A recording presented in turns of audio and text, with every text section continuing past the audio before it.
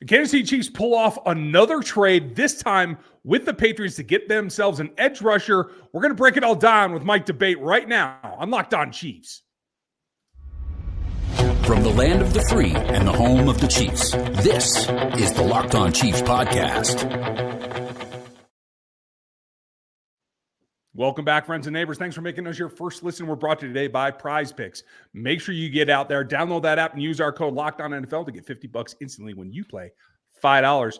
We have a great show for you. We have Mike Debate over from Locked On Patriots. We're going to talk about this trade and what went down specifically before we get to the rest of the follow-up from this ball game. He is up there. Chris is over on the other side. You can find him at KC Chiefs Corner. I'm Ryan Tracy from Rogue Analytics and Performance Consulting, NFL 33 and RGR Football. Let's get after it. Thanks for making us your first listen. Check out the Patriot Show for your next listen or any other Locked On show because we're free and available every single day, everywhere. And check out our text line at 816-357-8781. Mike, thanks for joining us. I really appreciate it. And I have a couple of questions. Joshua Uche is a pass rusher that came out 6 years ago at this point. 4 years ago at this point. My mind is drifting here. And I had him as a second-round grade. Coming out, I had him as a first step kind of edge rusher that could really come after the passer. That was the whole point. He didn't do the pro day circuit. He didn't have comp numbers, that kind of thing. What has he become in the years since maybe we were last focused on him? Yeah, I think that's a great question, Ryan. And in terms of what the Chiefs are going to be getting, they will be getting that guy that can get after the passer. Josh is absolutely very good in being in one-on-one situations. When he has the ability to draw a beat on a quarterback, he can do it. He's got the speed, he's got the athleticism, he's got the system savvy to become a significant factor in this Chiefs defense, both as an edge rusher, and he can play a little bit of the off-the-ball linebacker role as well. He did so in 2022. You saw him have his best season in New England at that point, 11 and a half sacks, 27 total tackles, 9 of which went for loss, 14 quarterback hits, and he forced 2 fumbles. So this is a kid right now that has the ability to be that type of difference maker in this Chiefs defense. He doesn't have to have the starting role. He doesn't have to be an every down player, but when he's in there and he's got adequate help to be able to facilitate his ability to get after the passer, yeah, you're going to hear his name quite often. Joshua Uche is going to be a name Chiefs fans will like in short order. Well, and the exciting thing to me is he's coming into a system where he's going to have Chris Jones next to him. He's going to have, George Karlaftis on the other side. He doesn't have to be the guy in Kansas City. He's going to have other pieces around him, and I think that's going to help. So I'm looking forward to seeing what he's able to bring to Kansas City. It's going to be a little weird having another speed rusher that's wearing number 55 if that's what he ends up wearing in Kansas City this year. Yeah, without any question. And look, I know a lot of Chiefs fans are probably like, wow, he's talking him up pretty good. Why was he available? Well, I think what it comes down to is I think the New England Patriots had a scheme in mind and an ability to utilize him in an off the ball or maybe not an every down role. And I think at that point, it kind of lessened Josh's ability to be able to get after the passer. I think he's someone that needs regular repetition in that area. So if he's utilized in that fashion and maybe given other duties at times because he is versatile enough to be able to play off the ball, like we said, or maybe, drop down into coverage, things of that nature. His speed, I think, is really going to be harnessed well by a Steve Spagnuolo defense. I just think it was a poor fit in New England. Doesn't mean the Chiefs are getting someone that's going to be an also-ran. I think he can be a good fit in this team and this defense. In the specifics, and the Chiefs will play around with how they deploy guys, how they align. Is he, in your opinion, when hunting the quarterback specifically, is he better out of a 2-point stance? Is he better with his hand in dirt? What would be the optimal alignment for him to come into Kansas City and just get after it right away? I think he's a little better in a 2-point stance, but he can play with his hands in the dirt. Look, Uche's skill set is best when utilized and when it allows him to play on the line in a 5-1 look. And I think that's where you're really going to see him start to pop and really be a factor. He can play the 4-2. He can play the 4-3 alignment. With the Patriots, he played a lot of 3-4. That type of system allows him to be able to utilize his strengths. But ideally, and I think Chris hit the nail on the head, with guys like Chris Jones being able to facilitate the pass rush, being able to take the double team or at least take the attention of the opposing offense away from Joshua, it gives him the opportunity to flex his muscle. One of the reasons why the last couple of years have been so difficult on him is because he's been missing his Batman to his Robin. He's been missing Matthew Judon, who missed most of the season last year with an injury.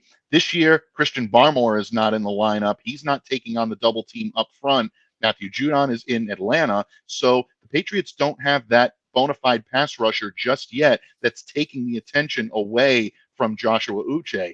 Keon White is emerging into that role, but he hasn't got there yet. Joshua, I think, is a little too advanced right now to kind of wait around for Keon to come into his own. So that's one of the big reasons why I think you haven't seen Joshua really come into his own yet in New England this season. I think Kansas City gives him a great opportunity to do that. Well, it's a situation where he doesn't have to come in and be the guy. Like you said just a second ago, Chris Jones, George Karlaftis, they have FAU as well. Mike Dana has an injury. I'm wondering if that's related to this trade, and it's possible that's what they're looking at, trying to get another guy that could come in and rush the passer. But the thing about Joshua is he's bringing pass rush ability. I mean, you look at his ability to get pressure. What is it? Just over 17% since 2022. 17% of his pass rush snaps he's gotten pressure. That's incredible percentage and incredible flexibility that this will give Kansas City Chiefs defense.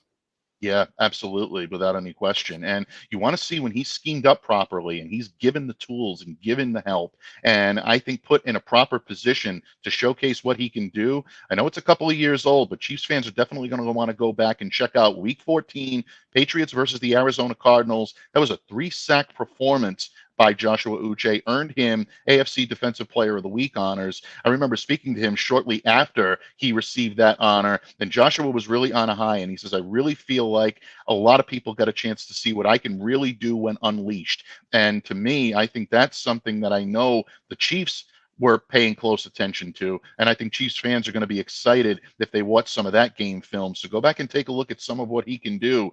That is key, and that is peak Joshua Uche. I think the Chiefs will be able to utilize him in that fashion and get some good mileage out of what he brings to the table. And that's 2022, correct? Correct. Yes, that's 2022. Okay. Thought so. Just wanted to verify. No problem. I am looking forward to it. And correct me if I'm wrong. This is a rotation. It's going to be a little bit kind of feeling his way through it. If you had your way to maximize him, he would get a feel for the game, right? So in terms of what he has to work on, can he play first down and set the edge against the run and have the expectation that he can contribute in that way as well? Or do they have to kind of pepper him in and get him ready to be a more of a designated pass rusher?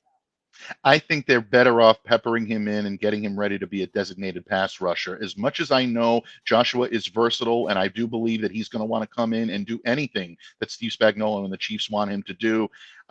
His kryptonite, so to speak, was in run defense and in setting the edge. He was inconsistent. I don't want to say he wasn't capable of doing it, because there were times where Joshua did set an adequate edge and could be the guy who can play on first down, but it's not something he really settled into here in New England and allowed him to showcase his talent. So if the Chiefs are looking for a specialist, they've got a great one in Joshua Uche. If they're looking for someone that can play every down or the first 3 downs, yeah, they may have a little bit of work. He may be a little bit more of a work in progress. But even if that's what they're planning on doing with him on occasion, they've got a guy that's willing to put in the time to get done what he needs to get done. He just needs the proper team around him to be able to do it. And he clearly has that with all the talent that this KC defense brings to the table. It's going to be exciting. I think we can expect a lot. Mike, thanks for being with us and giving us that update. I really appreciate it. Anytime. Take care of Joshua. He's always a sentimental favorite of mine, and he's going to a great spot. What better way to go from the seller in one division to the defending champions? It's definitely a good fit, and I think KC is going to like this kid. Well, good for him. We're going to see how he fits, as well as the follow-up from the rest of this last ball game coming up next.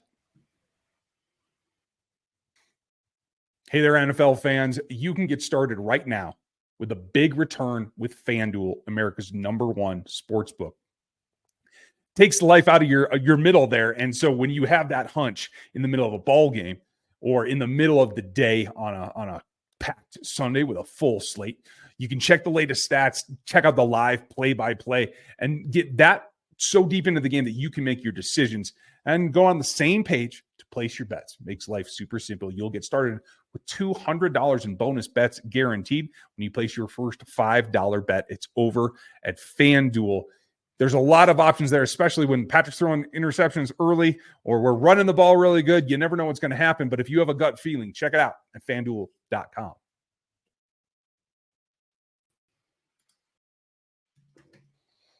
Just the latest trade candidate in Joshua Uche landing in Kansas City, but he's not the only one.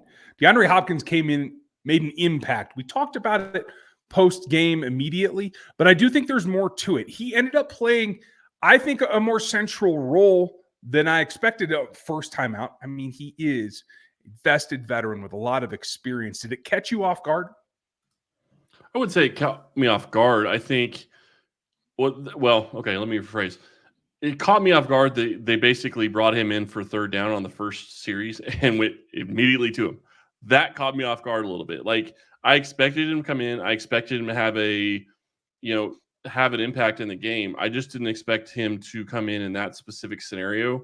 But you have to realize Kansas City, and this isn't for you, but for everybody else, Kansas City has their script. If they get out of their script on third downs, they're going to bring in something else. They obviously had third down packages for him specifically, or late game packages or 2-minute packages, which is what he had, leading to the field goal, which was another great catch and another great route by him. So I was a little surprised by that. But the encouraging thing is, as you go back and you watch some of the other snaps that he was getting open. He was showing that he has the ability to get open in one-on-one situations. And the 3rd and 9 late in the game, they went to Worthy instead of DeAndre Hopkins that Worthy dropped. Hopkins was wide open. He put the corner on skates, and he had the ability. He would have gotten the first down. That's going to be something that is going to continue to pay dividends for Kansas City the rest of this season. Agreed. I mean, he played 23 snaps, 32%. I mean, a third of the snaps he was out there. That is what caught me by surprise. 14 passing I agree snaps. with you. Not only is he going to pay dividends. Fair enough. But that, I guess, like you said, that's going to continue to pay dividends. It also, I think, what we're hearing multiple reports today is that the Chiefs were able to trade for Joshua Uche because they had decided that with the return of Juju coming, and the possibility of Hollywood being back for the playoff run, that they feel with Hop out there, he made enough of an impression in 2 days of practice and a single ball game playing 32% of the snaps that they said, we don't need to go get another wide receiver. I think that's impact that you can measure as well. Yeah, and I'm going to be curious to see if that continues to be the case. I'm not going to be shocked if they don't make another move, or if they make another move. Let's put it that way. They, at this point, look like they are pushing their chips all in. I'm really going to be curious to see what other types of things that they could be looking at. Obviously, you could throw a need at cornerback right now. Some people are saying that they want left tackle. I don't know that they're going to be able to get all those things done, but maybe they're able to find a corner that's out there right now that they could bring in for the rest of the season. With Najee Johnson going out with a concussion injury, that makes it even more desperate a little bit to maybe consider getting that type of move. So this is them showing us that they are pushing all in for this season. They are going after it. They think that they have the ability. They're 7-0 right now. You and I talked before the season started. I don't think that either of us thought that they'd be 7-0 at this point. We thought they'd be good, right? But we were expecting a loss or two just because of who they played. And at this point, I still don't think that they go undefeated. I'm not going to say it's not possible, but I don't think they go undefeated. But now they're in a situation where they're 2 games up against the entire AFC, and they control their own destiny because they play the Buffalo Bills later. They play the Pittsburgh Steelers later. They play the Houston Texans later. All of those teams are going to be in the hunt for that number 1 seed. Maybe not the Steelers, but that's a whole other issue and problem. But D-Hop is going to bring what this team needs. And if you go back and watch the Kelsey TD, D-Hop is on the opposite side as Kelsey, and he is open almost immediately on a slant. And if Mahomes had looked that way, Hopkins has an easy touchdown, but he was just as excited for Kelsey getting that TD as I think he would have been for him getting it. And that is what you want to see. He knows his role in Kansas City, and they will get the things worked out if you look at the second throw to him, I think his route was off just a little bit. They will get that taken care of. Yeah, it will clean up as they go, more repetitions. And I agree with you. This signals that, hey, we're very happy to be 7-0. We are already competing for a three-peat, but we can see it from here. It is now all out right now. Anything that they can do, and I do agree with you, I don't think that left tackle is something that they have to pursue, and I don't think you're going to find a corner that can actually help you that you can afford right now. So despite the rework of Juan Taylor's contract, I just don't think that's in the cards for those of you that are wanting Javarius Ward back. That's a steep price. It'd be very, very difficult, in my opinion. How about Lattimore? You tell me. Lattimore. Yeah, that's a different ball game because it's all about the numbers at this point, right? So I think that signals that they feel that they want to do everything now to make sure that they get that 1 seed and they get the home field advantage and they get that first bye, because that might be the key to all this attrition coming back to roost for that playoff run.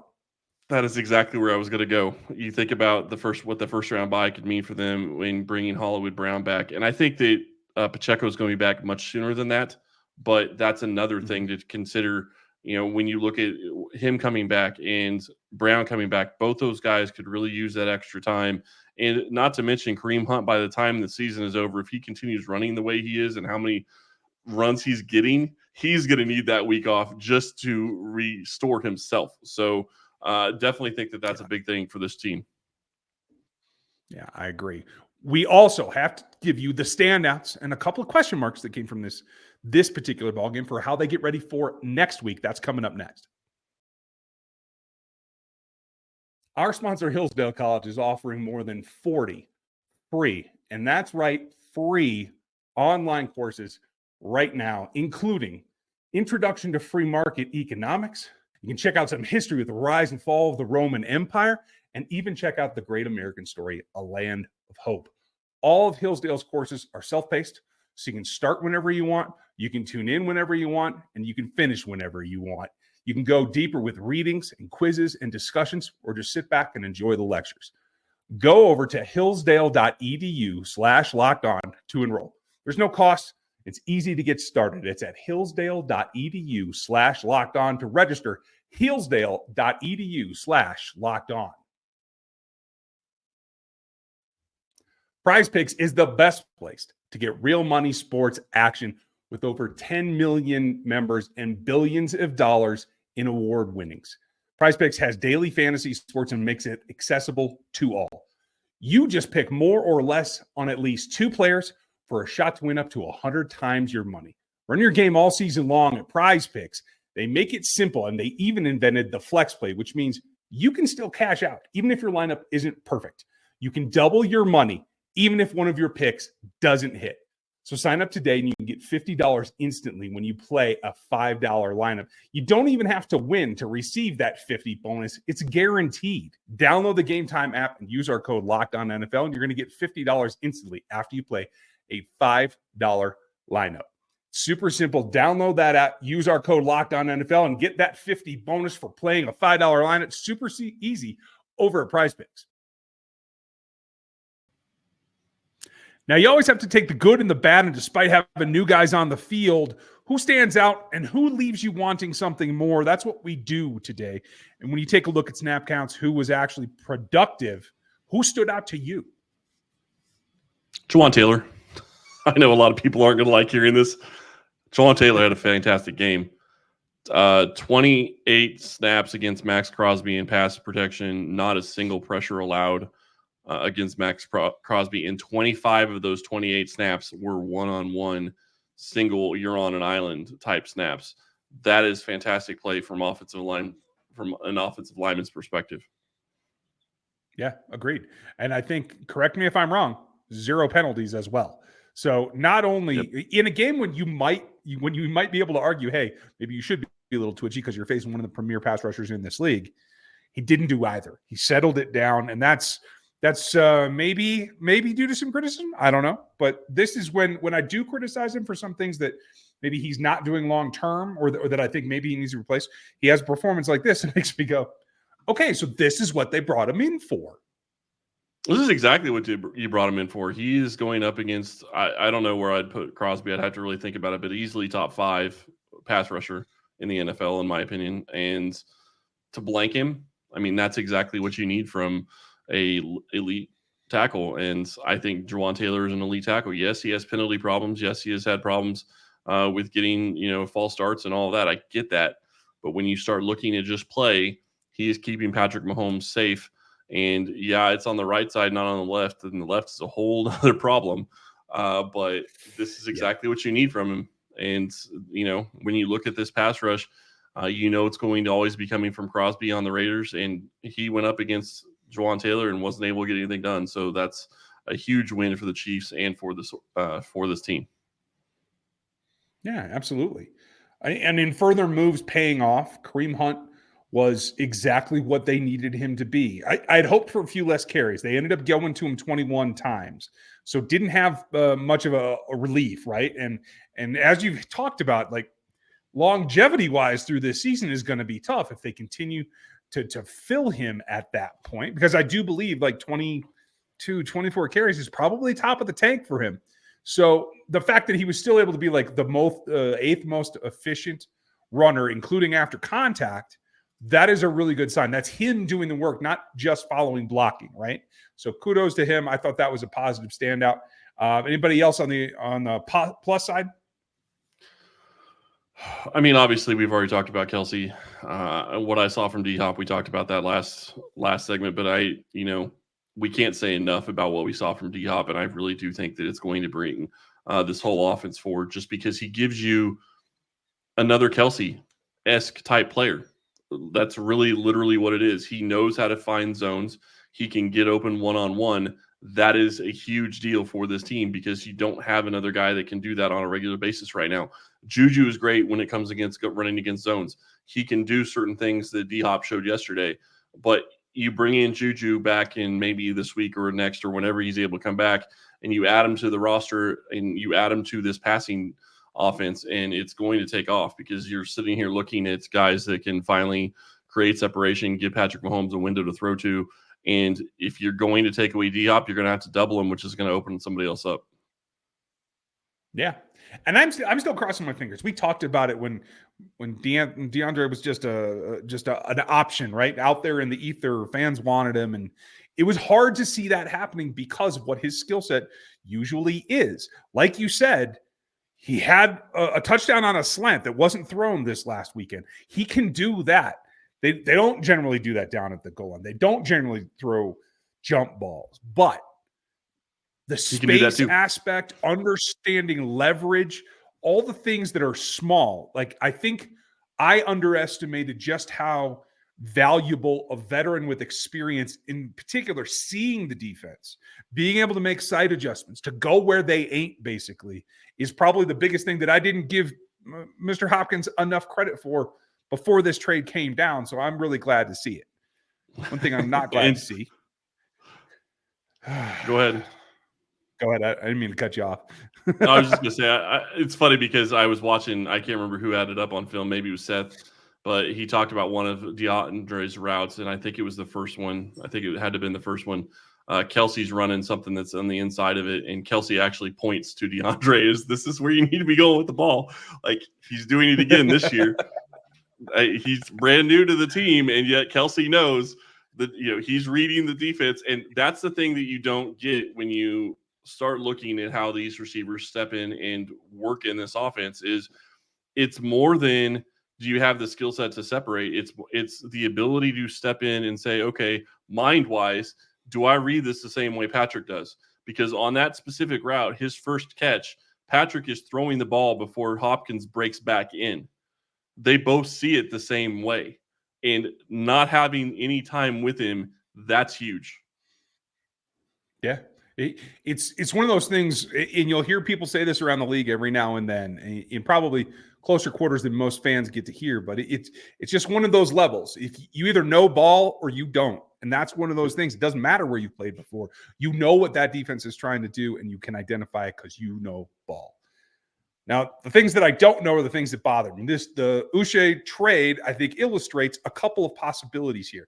And one that I am dismayed and disheartened by is the fact that Cameron Thomas is a guy that gets pressure. He has, maybe not always as much, but he's had a very similar career arc to Joshua Uche in that he peaked second year and he came back down and in the change of the systems. He's been here for a while. He looked good in the preseason, yet against the Raiders, he was not playing, yet he was active. He was not listed as an inactive, as some people have mentioned. And that is just flooring me. I don't get it. I'm perturbed by it. And I want an explanation that I'm never going to get. But if he just needs time to adjust, fine. I don't care. If he's the guy that comes on later, that's fine. But do you have concerns here? Because I feel personally that the Uche trade is more about Charles Omenehu's return or return timeline than it is about Cameron not catching on. Yeah, Cameron's not getting playing time. I don't know if it has anything to do with the Omenehu. I could be 100% wrong on that. I think it has more to do with Mike Dana. I don't think that they think Dana is going to be back this week, and he may not be back next week. And while you look at Joshua and he may not be able to step in and be effective this week or next week, it's a matter of just trying to get as many pieces as you can to get after the quarterback. The other thing is they have a defensive tackle that hasn't played all season. So they have spaces that are being taken up that they could potentially use when you're looking at bringing back Omenehu later in the season. So I'm not exactly sure what it means. I will say this. I don't understand why Cam Thomas hasn't been playing, because I agree with you. I thought he was getting pressure in the preseason. I liked him coming out of college. I thought he was going to fit into this defense, but we just haven't seen him use him at all. And I mean, he's gotten a couple of snaps. Maybe he's not fitting the way that they were expecting him to, but the reality is you have him right now. And I think I would have to think he'd be better than Malik Herring. I mean, nothing against Herring, but Herring hasn't been great. He got a pressure against San Francisco and nothing against the Raiders. And he had, I don't know how many snaps in pass rush attempts against the Raiders, but he didn't have that many pass rush attempts against San Francisco. So to me, I would think that Herring would be the guy that you'd maybe consider replacing Thomas with, but they obviously think Malik is doing what he needs to do. And Omenehu is a big question mark. I do know that they always have been trying to say it's going to be a November timeframe. Well, we're basically in November right now as we're recording this.